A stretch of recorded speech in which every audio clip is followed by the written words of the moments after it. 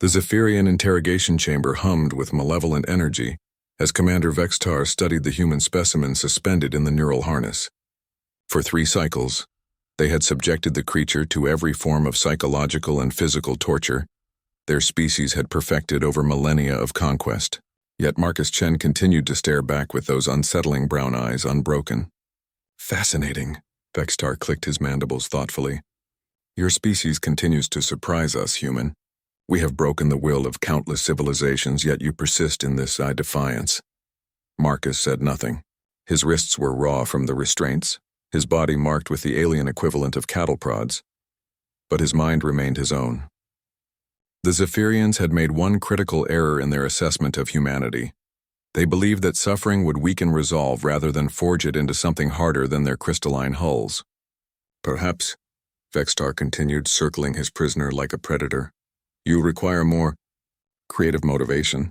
We intercepted transmissions from your home world, Earth, was it not? Your mate, Sarah, your offspring, Emma and David. For the first time, Marcus's expression flickered. Not with fear, but with something far more dangerous. The alien mistook it for weakness. Now we make progress. We have their genetic signatures, human. Our bioweapons are already en route to your pathetic blue marble. Unless, of course, you provide us with the defense codes for Titan Station. Marcus tested the restraints again, feeling the give in the left coupling that he'd been working on for hours. The Zephyrians were meticulous torturers but poor engineers. You made a mistake, he said quietly. Enlighten me, meat creature. You told me my family was in danger. Marcus's voice carried the weight of 10,000 years of human evolution, of ancestors who had stared down saber-toothed cats and charging mastodons. You should have kept that to yourself. The coupling snapped. What happened next lasted 17 seconds and would be studied by xenobiologists for generations. Marcus moved with a fluidity that defied the Zephyrians' understanding of human physiology. Their research had focused on breaking human spirits, not understanding human capabilities when those spirits were pushed beyond the breaking point. The first guard died when Marcus drove his elbow through the creature's thorax, with enough force to shatter chitin. The second guard's weapon discharged harmlessly into the ceiling as Marcus wrapped the power cable around its neck. Vextar barely had time to activate the emergency beacon before the human was upon him.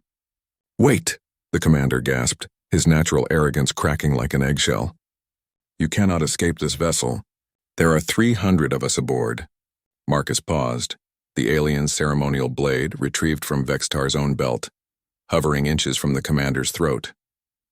300. He seemed to consider this. That's manageable. The ship's corridors, designed for the Zephyrians' arthropod-like movement, became a maze of death as Marcus Chen transformed from prisoner to predator. The aliens had studied human warfare, but only the sanitized versions, the grand strategies, the technological marvels, the diplomatic solutions. They had never studied the intimate violence that lurked in human DNA, the primal fury that had carried humanity from the caves to the stars. Marcus used their own hubris against them. The Zephyrians had built their ships like their society, hierarchical, predictable, with clear lines of authority. He systematically destroyed those lines, turning their command structure into chaos. Life support techs died in their alcoves. Communications officers never saw him coming. Each death was precise, efficient, and utterly without mercy. The ship's AI began broadcasting warnings in the Zephyrian tongue, but Marcus had learned enough of their language during his captivity to understand. They were calling him the Devourer, a mythological creature from their ancient past. How fitting.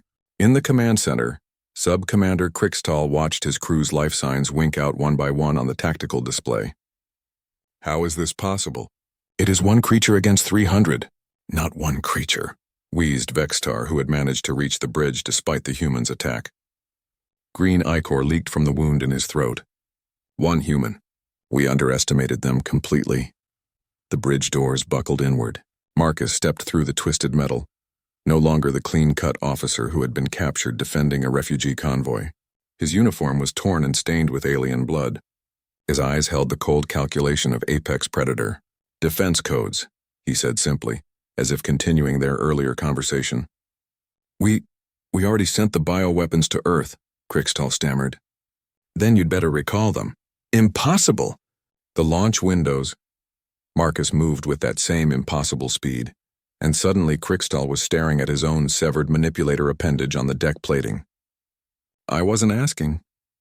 What followed was a masterclass in human ingenuity applied to alien technology. Marcus had watched, learned, and memorized every system during his captivity.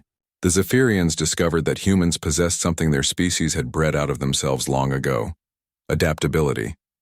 Within hours, the bioweapons were recalled and neutralized. The Zephyrian fleet received new coordinates, not for conquest but for retreat, and Marcus Chen sat in the captain's chair of an alien warship, broadcasting on every frequency his captors used. "This is Commander Marcus Chen of the Terran Defense Force," his voice echoed across the galaxy. "You wanted to study humanity. You wanted to understand what makes us dangerous. Here's your lesson. We don't break. We don't surrender.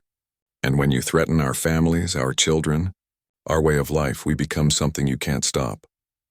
The message reached Earth 3 days later, along with a heavily damaged Zephyrian cruiser, broadcasting continuous surrender protocols. In the cargo bay, rescue teams found 299 alien corpses arranged with military precision. Marcus himself stood at the airlock, scarred but unbroken, holding a datapad containing every piece of Zephyrian intelligence gathered during his captivity. "The war is over," he told the recovery team simply. "They won't be coming back." Later, xenopsychologists would debate whether the Zephyrians' withdrawal was due to tactical considerations or primal terror. But those who looked into Marcus Chen's eyes that day knew the truth. The aliens had tried to forge a weapon by breaking a man's spirit. Instead, they had discovered that some spirits, when pressed beyond their limits, don't shatter.